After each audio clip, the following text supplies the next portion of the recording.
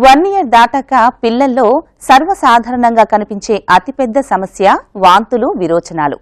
అప్పుడప్పుడే వారి నాలుక వివిధ రుచులను కోరుకుంటుంది. దీంతో మనం వారికి బయట ఫుడ్ పెట్టడం లేదా కలుషితమైన ఆహారం వారు తినటం, మట్టి, మురికి నీరు అనుకోకుండా తినటం, తాగటం లాంటివి చేస్తుంటారు. దీంతో వారికి ఫుడ్ పాయిజన్ అయిపోయి విపరీతమైన వాంతులు విరోచనాలు అయిపోతూ ఉంటాయి. అంతేకాదు ఒక్కోసారి కొంతమంది పిల్లల్లో కడుపులో ఇన్ఫెక్షన్స్ ఉన్నా కూడా ఇలా జరుగుతూ ఉంటుంది. మరి ఇలాంటి సందర్భాల్లో తల్లిదండ్రులు ఎలాంటి ఫస్ట్ ఎయిడ్ చేయాలి, బేబీస్ ని ఎలా సంరక్షించుకోవాలో ఇప్పుడు చూద్దాం. 1 ఇయర్ దాటిన దగ్గర నుంచి బేబీస్ ఎన్నో రుచికరమైన ఆహార పదార్థాలను తినేందుకు ఇష్టపడతారు.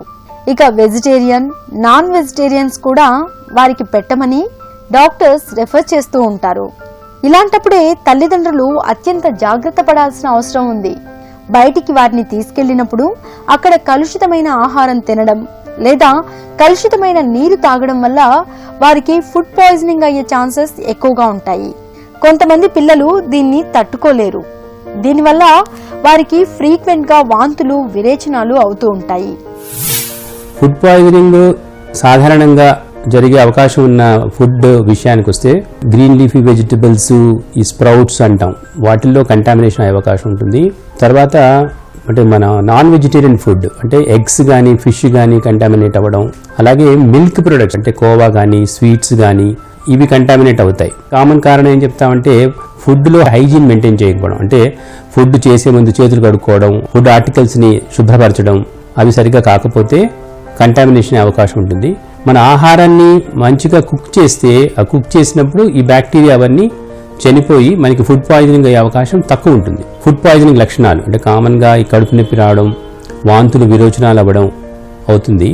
జనరల్గా ఏంటంటే ఈ ఫుడ్ పాయిజనింగ్ అవకాశం ఎప్పుడు ఎక్కువ ఉంటుంది, ఎక్కువైతే మాస్ కుకింగ్ అవుతుందో, అంటే ఈ పెళ్లిళ్ళలో కానీ ఫంక్షన్స్ లేకపోతే ఏమైనా మీటింగ్స్లో వాటిల్లో ఫుడ్ కుక్ చేసినప్పుడు సరైన హైజీన్ పాటించినప్పుడు ఈ పాయిజనింగ్ అయ్యి చాలామంది ఒకటేసారి ఎఫెక్ట్ అవుతారు. పిల్లల్ని ఎలా అవాయిడ్ చేయాలంటే పిల్లలకి ఇచ్చే ఆహారం తయారు చేసేటప్పుడు చేతులు శుభ్రంగా కడుక్కొని శుభ్రమైన గిన్నెలు, గరిటెలు వాడి ఫుడ్ కుక్ చేయాలి. తర్వాత ఫుడ్ కుక్ చేసిన తర్వాత అది చల్లారిపోయే కొద్దీ పాయిజనింగ్ అయ్యే అవకాశం ఎక్కువ ఉంటుంది. కాబట్టి ఫుడ్ వండిన తర్వాత వేడిగా ఉండగానే పిల్లలకి మనం అది పెట్టడం వల్ల ఫుడ్ పాయిజనింగ్ కాకుండా చూసుకోవచ్చు.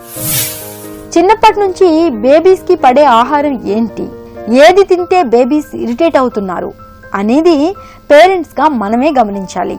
ముఖ్యంగా వాంతులు అవుతున్నప్పుడు లేదా విరేచనాలు అవుతున్నప్పుడు పిల్లలు ఎలాంటి ఆహారము కూడా తీసుకోవడానికి ఇష్టపడరు. ఇలాంటప్పుడు లిక్విడ్ ఫుడ్స్ ని వారికి ఫ్రీక్వెంట్ గా అందిస్తూ ఉండాలి. బేబీ ఎన్నిసార్లు వాంతులు చేసుకుంటోంది, ఎంత క్వాంటిటీలో చేసుకుంటోంది, అది సరిగ్గా డైజెస్ట్ అయిందా లేదా అనేది కూడా మనం గమనించాలి. అలాగే మోషన్స్ అవుతున్నా కూడా బేబీ ఎలా వెళ్తోంది, ఎన్నిసార్లు వెళ్తోంది, ఎన్ని డైపర్స్ వాడుతున్నామో అనేది కూడా నోట్ చేసుకోవాలి. ఇలా బేబీ చాలా సఫర్ అవుతూనే ఉంటుంది.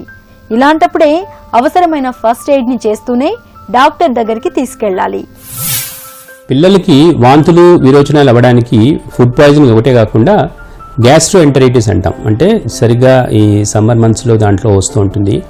కంటామినేషన్ అవ్వడం వల్ల, సరైన హైజీన్ పాటించకపోవడం వల్ల వాంతులు, విరోచనాలు అవుతాయి. వాంతులు, విరోచనాలు అనేవి సాధారణ సమస్య. అవి అవుతున్నప్పుడు మెయిన్ ప్రాబ్లం ఏమవుతుందంటే పిల్లల్లో మన ఒంట్లో దాదాపు 90% దాకా ఉండేది నీళ్లే. కాబట్టి నీళ్లు బయటికి వెళ్ళిపోయినప్పుడు డీహైడ్రేషన్ అవుతుంది. సో మెయిన్ ప్రాబ్లం వాంతులు, విరోచనాలు అయినప్పుడు డీహైడ్రేషన్ అంటే ఒంట్లో నీరు తక్కువైపోవడం, దానివల్ల బీపీ డౌన్ అయిపోవడం, ఆర్గాన్ ఫంక్షన్ ఎఫెక్ట్ అవ్వడం, అలాంటి డేంజర్ ప్రాబ్లమ్స్ రావచ్చు. సో మనం మెయిన్గా పిల్లలకి ఇలాగా వాంతులు, విరోచనాలు అవుతుంటే చేయాల్సిన ఫస్ట్ ఎయిడ్లోకి వస్తే ఇంట్లో దొరికే, సాధారణంగా దొరికే ద్రవ పదార్థాలు పిల్లలకి తరచుగా ఇస్తూ ఉంటే ఈ డీహైడ్రేషన్ కాకుండా చూసుకోవచ్చు. అలాంటి పదార్థాలు ఏమిటి మనకి ఇంట్లో దొరికేవంటే సింపుల్ మజ్జిగ, నిమ్మకాయ వేసిన నీరు, అన్నం మీద లేదా పప్పు మీద వచ్చే నీరు, కొబ్బరి బొండం నీళ్లు, ఇలాంటి ద్రవ పదార్థాలు పిల్లలకి ఇవ్వడం ద్వారా మనం డీహైడ్రేషన్ కాకుండా చూసుకోవచ్చు. ఇప్పుడు అది ఎప్పుడు సీరియస్ అంటే ఈ వాంతులు ఆగకుండా అయిపోతూ, పిల్లవాడికి ఏది మడకుండా వాంతులు అయిపోతూ, పిల్లవాడి నిస్త్రాణం అయిపోతూ ఉంటే అదొక డేంజర్ సిగ్నల్గా తీసుకోవాలి. లూజ్ మోషన్స్తో పాటు మోషన్స్లో బ్లడ్ పడుతుంటే కూడా అదొక సీరియస్ కంప్లైంట్. నిజానికి 1 ఇయర్ దాటిన బేబీస్ కి అప్పుడప్పుడే రెసిస్టెంట్ పవర్ పెరుగుతూ ఉంటుంది. కానీ ఇలా ఫుడ్ పాయిజన్ అయినా, కడుపులో ఏదైనా ఇన్ఫెక్షన్ వేధిస్తూ ఉన్నా తరచుగా వాంతులతో, మోషన్స్తో ఇబ్బంది పడుతూ ఉంటారు.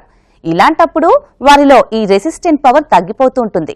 దాన్ని పెంచేందుకు బేబీ వీటిని తట్టుకునేందుకు అవసరమైన మందులు వాడుతూనే సరైన పోషక విలువలు ఉన్న ఆహారాన్ని అందించాలి.